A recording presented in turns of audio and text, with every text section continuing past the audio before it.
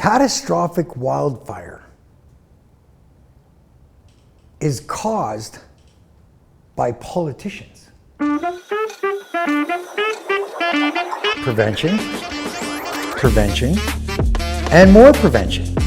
I have a really juicy podcast today. I've been thinking about this for 2 days, how I was going to present this. Catastrophic wildfire is caused by politicians. There, that in a nutshell. That's all I thought about for the last 2 days, was how politicians are the cause of catastrophic wildfire. And let me explain to you, in short, how this all works. Well, first of all, we vote in our politicians in a democratic way, using votes and ballots and all that. People that are qualified have paid their price to get into being the candidacy, and on and on and on. Now they're in, so they get voted in, and they are the policymakers for whatever people they're representing, whether it's municipal, provincial, federal. They're responsible for the policies of everything.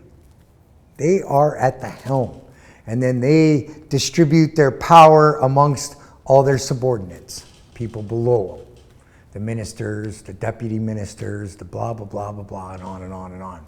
They're the figurehead. But as the figurehead, they're still responsible, because that is who we voted in.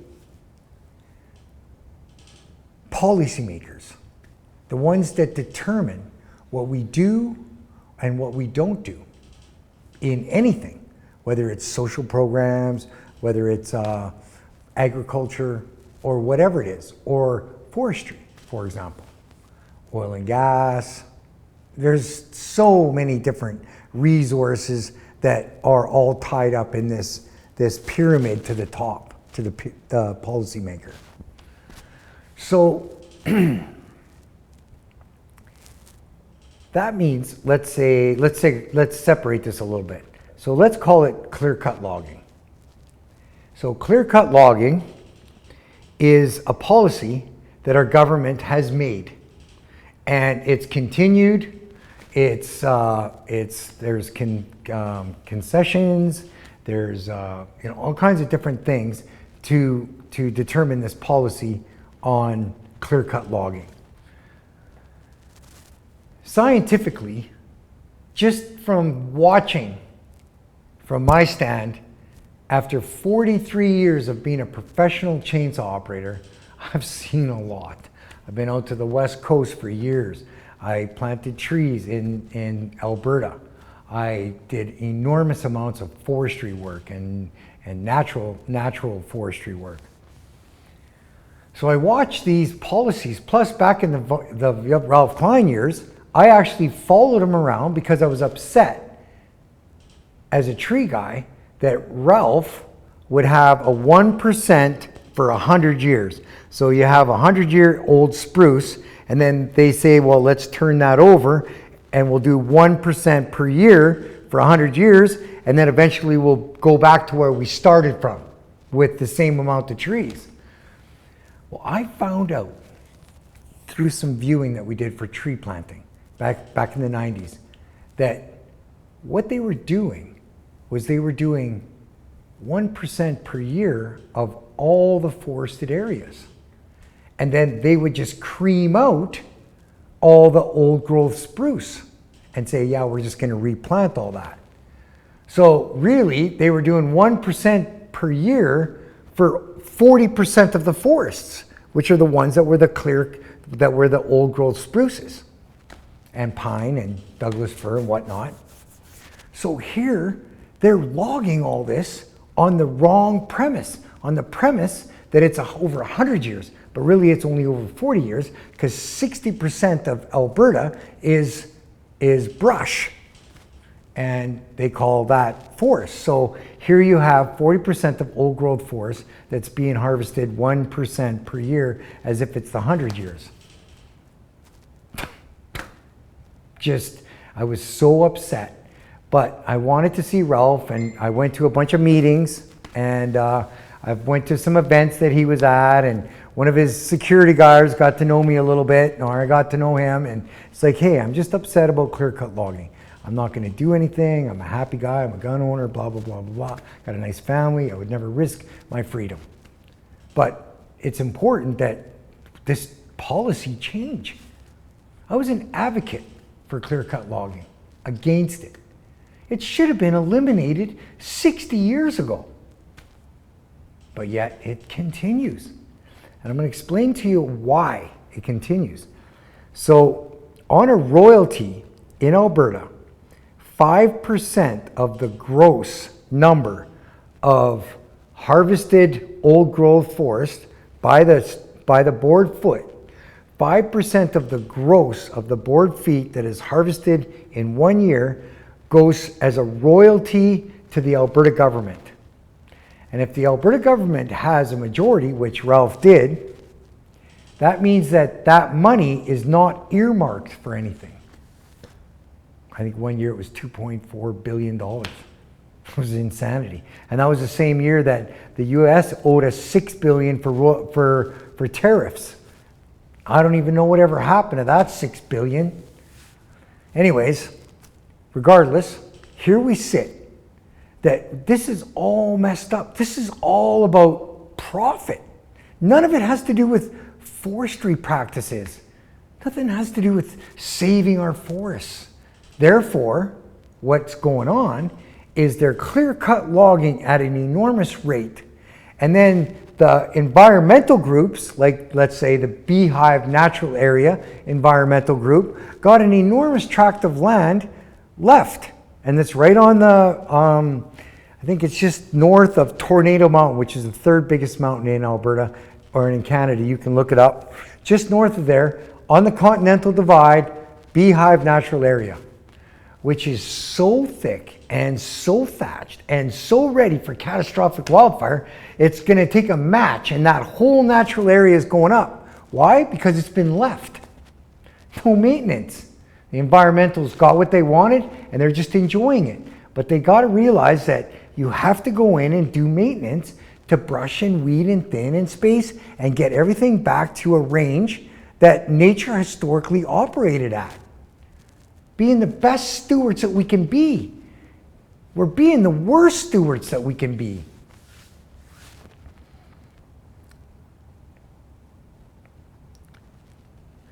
So much has been lost environmentally because of these policies that happened in 90s, mid-90s. Well, there have probably been concessions for the corporations. There's probably been some compromises for the corporations because they generate the money. The government taxes that or gets a royalty for it and taxes it. And then that all goes into government coffers. So there's no check or balance to this. It's these people have been run free in our forests to take whatever they want. And because they're doing, doing clear-cut logging, so we're doing fuel load mitigation, so clear-cut, leave it, clear-cut, leave it, clear-cut, leave it. If you go to Beehive Natural Area on the Continental Divide, north of Tornado Mountain, you'll see outside of this Beehive Natural Area, which is thick and thatched, it's all been farmed. Okay, farmed. So it's been farmed like summer fallow almost. It's craziness. So you're left Beehive Natural Area, you're not doing anything with it because it's under the helm of the Environmental Act. And then you're just letting these companies go in and take whatever they want. I think they're regulated for themselves. And Spray Lakes, there used to be a whole myriad of different logging companies through the eastern slopes up to Sundre, but now it's just Spray Lakes. It was owned by a family business. Chester, I think, made it to 101 or 102, the owner. They owned everything from Sundre all the way to the border. You couldn't take a stick out of the forest anywhere, camping, hunting, fishing, nothing, without them saying, hey, why do you have that log in your truck? That's our log. That's a monopoly, you guys. Under our Competition Act of Canada, that's a monopoly. They own all the rights to all the timber from Cardston all the way to Sundre. Every single stick. How? How did they get all that power? So again, they are regulating their own industry. They're deciding what they want to take out and what they don't want to take out. They're creaming all the rest of the old growth forest out, saying, oh, well, just go back and plant. Well, I planted 500,000 trees from Chief Mountain all the way to the Livingston Range. Actually, all the way up to Bears Paw. Well, actually, Crimson Lake up by Rocky Mountain House, we planted like 1.7 million or whatever between a whole bunch of us. It's crazy. I was there for the whole thing. I watch them clear cut logs, slash, leave, then send the planters in. 10 years later, 20 years later, the Atlas contract, it had been 50 years since the clear cut logging. The forest had already started growing back, and now we're planting.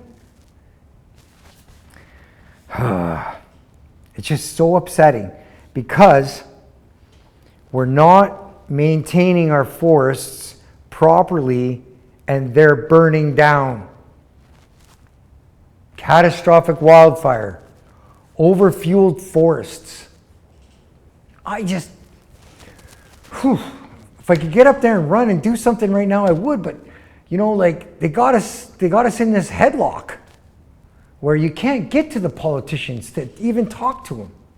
You can't get to the deal makers. You can't get to the companies. I've been to Spray Lakes 15 times in Cochrane. And says, if we ever have fire that comes over the top of that ridge on the grassy slope as you go in to Cochrane, and then it hits the aspen forest, then it hits the old growth sliver of old growth spruce right along the river, and then that blows up and the wind pushes it across the river to a coulee that's full of chokecherry and poplar trees, lots of it, just dead standing everywhere. Well, that catches on fire and it goes up, and from the top of that coulee, it's 150 feet to the nearest log at the Spray Lakes mill. I went to the fire department and said, you guys got to come here and look at this. We got to get rid of it. Holy crap. Well, I talked to the people there at the fire department until the chief came in and asked me to remove myself or that I would be forced to be removed. I said, you guys, I had to leave. I said, are you sure? Like, are you sure? And then I shut the door. It's like, man, Cochrane. And then if you go over the top of Cochrane, up the hill, I moose hunted in that whole area. And it is just thick. You couldn't even move through some of this stuff. It's just full of dead poplar everywhere. Anyways, more catastrophic wildfire. Like, it's just, there's a fire here, there's going to be a fire there, there's going to be a fire there, everything's burning down. Meanwhile, the solution is, let's brush, weed, thin, space, deadwood. Then we'll burn in small piles as we're going along. Who knows? In some of these forests, there's a tremendous harvest. Instead of letting all these forests burn down, like, how about this? Ask yourself this question. If we have all these wildfires, is our allowable cut in clear-cut logging still staying the same? Or is it increasing? Because they have to, oh yeah, we'll let you do this salvage logging here. We'll let you do this. Plus you have your allowable cut. Like, I'd love to see somebody get to the bottom of all this.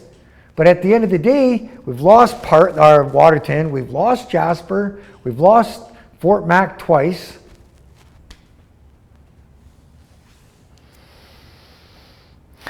there's a way to fix this.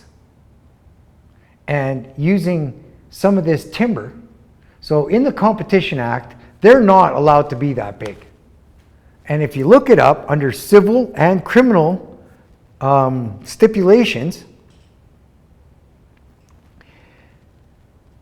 if they are too big, that they're a monopoly, and how they determine that is if they can determine their own price in the market because of their market share being so vast, that is a monopoly. And it is illegal in Canada under the Competition Act. So here we are. Now we're talking about clear-cut logging, but now we're talking about the Competition Act. But I'm just saying, it also, some of the provisions of the criminal part of it is that they are shut down, all their assets are seized, all their money is seized, and they're kicked out of the country and then fined for being a monopoly illegally in Canada. That's under the Competition Act. Read it. Google Competition Act. And then dig down the rabbit hole and you'll find all this information. But you have to dig down the rabbit hole because they're talking about labeling and they're talking about this and that. And they just, it's a sidestep. And basically the government is in bed with the corporations on allowing this. Remember when Stephen Harper allowed Nexen? It was a $9 billion Chinese corporation that wanted to buy a big market share called Nexen up north. And they allowed it. But there was opposition because that would allow Nexen to be a monopoly in northern Alberta, in this region. But Mr. Harper, he just... I got nothing against Mr. Harper, by the way. This is an example of somebody that's letting the fox into the hen house, I guess you could say. So under this Competition Act, if this is a monopoly, now we have to fight our government on how they can basically enforce or observe the Competition Act. Because if they observed it, none of this would be going on. Because under the Competition Act, it says that it's there to protect small to medium-sized businesses from big government and big corporations. Look it up. As far as I'm concerned, that is our power, is enacting the Competition Act to the corporations that are too big and that have too big of a market share. You know how many small logging companies that could brush and weed and thin and space, and then they hand mill, not hand mill, but they have smaller mills, and then they sell retail, or they even sell the structure retail. Now they're making all the money, and the corporations aren't, which is what the Competition Act is there for, is to protect the little guy, the little to medium guy from the big guys.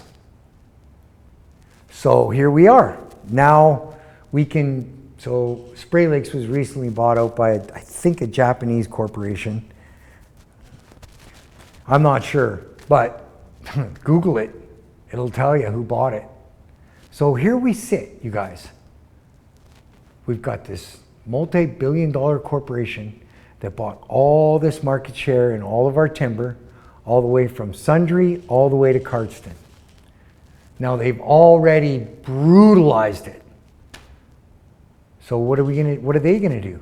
Are they gonna do any better? No, because they're gonna go in and cream it all out. And this clear-cut logging thing is gonna get worse and worse and worse. So back to the politicians. They're the policymakers. They're the ones that say, hey, we're not going to have this big corporation under the Competition Act. This is the Competition Act of Canada, not of Alberta. And do our due diligence to enforce this act. That's simple. Like here in 20 minutes, you guys, I came up with a solution to catastrophic wildfire. But first you got to lay blame where blame needs to lay. And that's under the politicians. Now, if you want to take it a step further, let's talk about Banff. Okay, we've lost Waterton. So should we let them be responsible for Jasper and Banff? Probably not. Then we lose Jasper. Well, should we let them be responsible for Banff now that we've lost Jasper and Waterton? Of course not. They've tried to burn it down twice already. I watched it once with my own eyes. I was up there. I got video. Why? Why would they light a fire? There's no chance of rain. My cowboy hat keeps blowing off. There's no green grass that's growing yet. And they're lighting fires right by the townsite on purpose? In my videos, I'm like, they had 60 years to do this, 60 winters, not springs, to do this. And they choose to do it now? And it was an organization out of Ottawa that was sent. They were going to do a prescribed burn. I was there that day.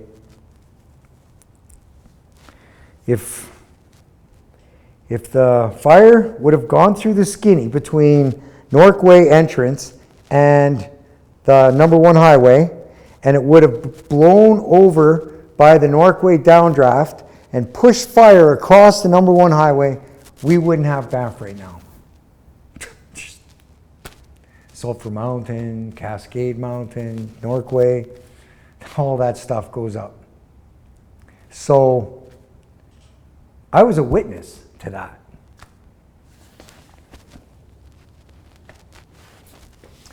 You know what they're doing right now? They're clear-cut logging Banff at a voracious rate.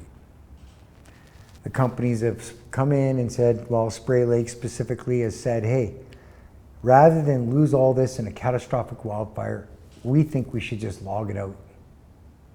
So that's what they're doing right now. They are logging at a voracious rate with plans to log Banff National Park. I know this for a fact. Now you do. Are you happy about it?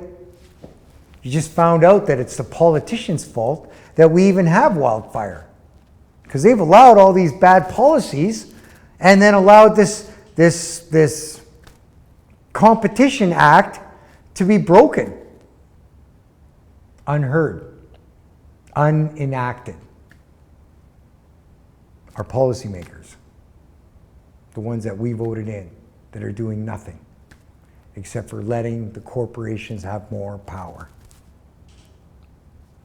I think we should fight. I'm not violent at all. My freedom is, I cherish my freedom. So I'm just talking about politically. Let's fight politically. There's so much going on with this farming thing and the monopolies and this logging thing and the monopolies, that there's a way out of this. And it's enacting the Competition Act and making everybody aware of what is actually going on. And then through public opinion or through other measures like voting, we can change things that aren't being changed. But just like with Banff National Park, I figured it took me years to figure this out, but here it is. So if I could go save Banff National Park, okay, I have to do 4 things first before I can start. 4 things. I have to beat the politicians. Then I have to beat the corporations. Then I have to beat the environmentalists. Then I can save Banff from itself. There. And it could be a tremendous harvest. Brushing, weeding, thinning, spacing, deadwooding. There's a lot of equitable lumber that's going to come out of that harvest. A lot. And if we're building structures with that lumber for all of us as Canadians, it's a windfall like nobody has ever seen.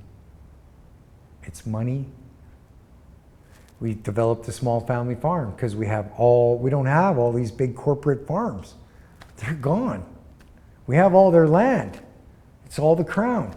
They can disperse it how they want. Fairly. So you start building small family farms with all this equitable lumber.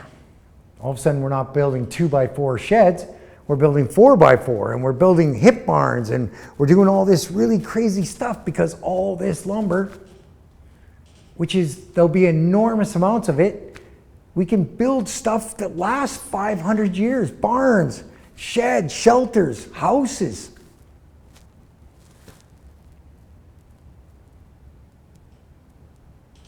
It's not an idea. It's foresight of reality. That's what it is. I've watched this. I've watched and watched and watched and watched. Parks Canada, they phone the police when they see me. And it's like, I have a business license in Banff, you guys. Like, come on. And then the RCMP, they have no issues with me. Over all these years, I have never caused a problem. They've only ever complained that I was there. They never ever complained that I did something. Why? Because violence and it just doesn't work. You have to fight fire with fire. And it's the politicians that's that fire. So we need to put that fire out with another fire. So here's to, let me think something up. Here's to progressive, positive, progressive politics. Positive, progressive politics. And back to this, that's what we need to do, is get back to reality and figure this all out, or there's going to be more burning. There's going to be more fires. Banff, we're going to lose Banff. You know, we only lost 2/3 of Waterton. So the other third is still needs to be thinned and deadwooded. We have the forests that burned in Waterton that need to be removed. And a lot of that stuff is just charred. The outside is just lightly charred. So the whole inside of that tree is still premium spruce for 60 feet. Why are we going to just let it rot? Let's break it up. Let's get rid of all the junk and spread it out and do that as part of our burn or just composting. We'll take our equitable lumber out and we'll go build small family farms. There. That's a multi-billion-dollar idea. And if we don't do this, this Japanese corporation that's running Spray Lakes, I'm sorry, it might not be. I heard it might be. Or whoever it is now owns that. And you think they're going to do better for our eastern slopes now? Especially with coal mining. Like, oh man. The forests that I remember when I was a child are not the forests we have now. But if we change our policy and fix our political system, we can bring back Mother Nature to the range that she historically operated at. Therefore, determining human conduct to determine human impact on our environment. Simple. You got to beat the politics, beat the corporations, beat the environmentalists, and then you can save Banff from itself. I've been working on that for 16 years. I got lots invested. Lots. And I'm not planning on giving up. But I do have to be careful because my bills still need to get paid. My friends and family need to be cared for. I have this going on, that going on, this going on. I mean, I have a life just like everybody else. But this thing has been working for a long time. So thank you very much, everybody. And take this to heart because it's important. Cheers, Doug for out.